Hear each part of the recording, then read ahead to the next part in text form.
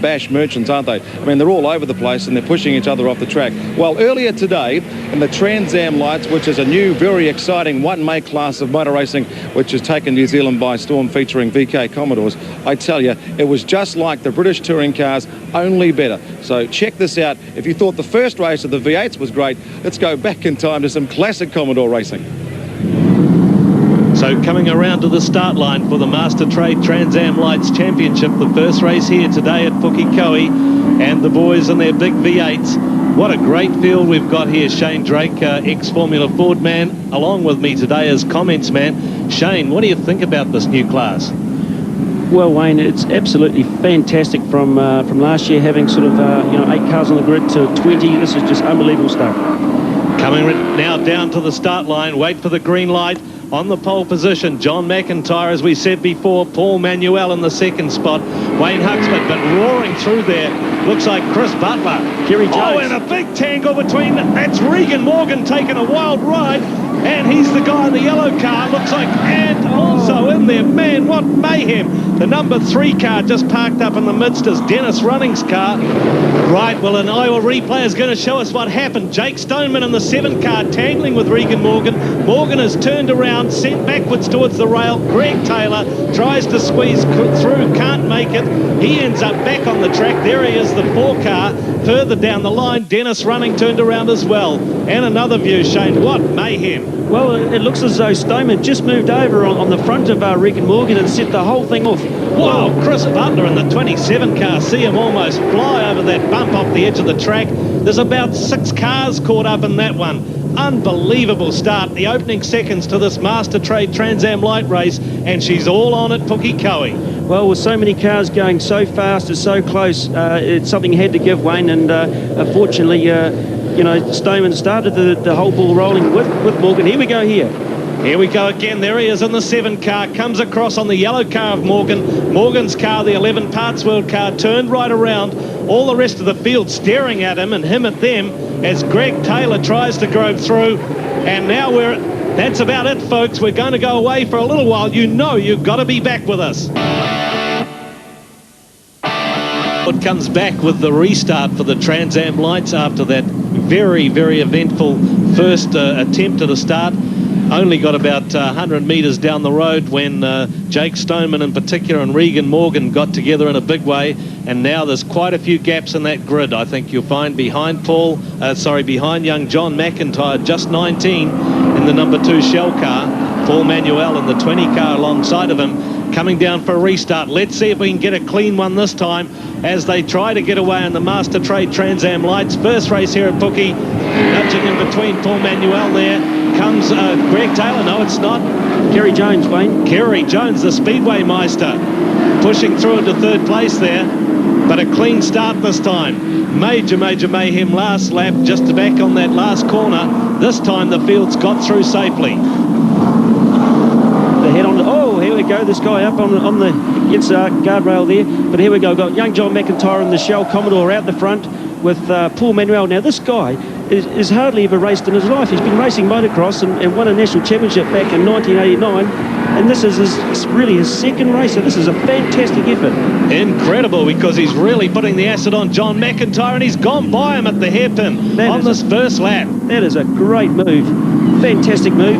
Poor old John wouldn't make it. Oh, accident in the background. Blair Smith in the red and black car and the white car hit somebody. There he goes. It's the Firecats man from Palmerston North. Bruce Ropp. Bruce is steamed. He gets underway again, and Blair looks like he's out of it.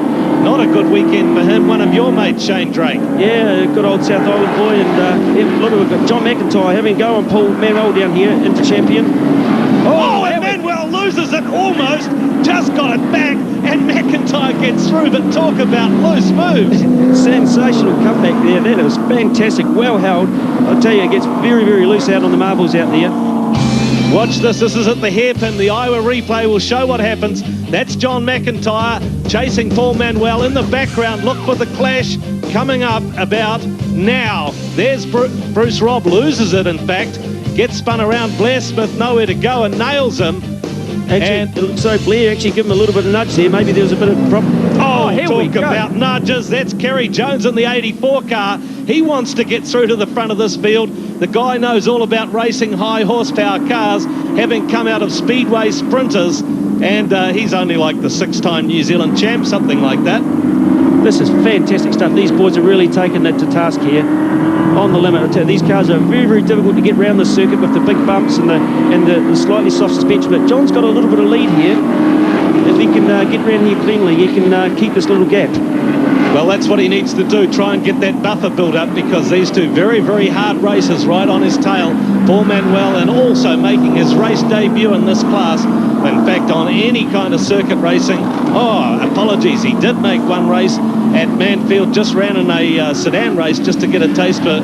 But Kerry Jones essentially making his race debut here at Pukekohe, running in 3rd place right now. That's right, Kerry's put up a fantastic performance so far, and I watched him down at Manfield on his debut, and he did a very, very good job in front of them with the muscle cars. And Manuel getting a bit loose there, coming down in the cogs and losing a bit of traction. Kerry Jones all over him. We've got Chris Butler coming up behind, joining the action as well. Well, I think that Kerry Jones is getting held up a bit by Paul Manuel at the moment. That's giving John McIntyre that bit of a break. And therefore, Chris Butler able to latch onto the back of them. So Kerry Jones, the meat and the sandwich right now, he's going to be wanting to get through. Watch him down through Nissan Sweeper this time, across the front start-finish line one more time. And this is the fight for 2nd place. Kerry Jones is holding down the 3rd spot, wants to get by Paul Manuel. Yep. Oh, Butler, fantastic move. How about that? Giving Kerry Jones a bit of a lesson there on how to do it on tarmac. But that was a great move by Chris. And he's going to have a go at Paul here down the back. If he can pop down the slipstream. Ex-Speedway man and his wife, Terry, runs as part of the administration here at Pukekohe. So this guy knows his way around the track. And did he ever show Kerry Jones a thing or two through the S's? No, it was a great move by Chris. Oh, and he's taken Paul. That's a fantastic move. Not yet, he hasn't, but maybe he has. You're right, he's done it. Great job in the 27 car, Chris Butler from Pukekohe. Kerry's taken the 3rd place here. He's taken advantage of that move. Here we go. The Iowa replay will show us this move by Chris Butler. Look at him. He's the 3rd car on this little chain right here.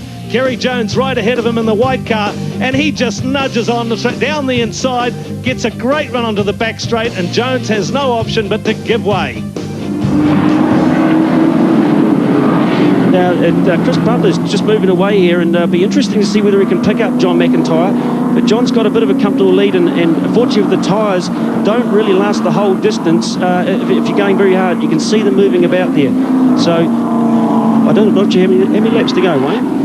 Okay, so look at these guys out front. John McIntyre in the number 2 Shell car doing an excellent job. This is actually his race debut in this car, although you'd never notice. Oh, look at that! How major loose just as... Oh, John, that is a very, very big accident.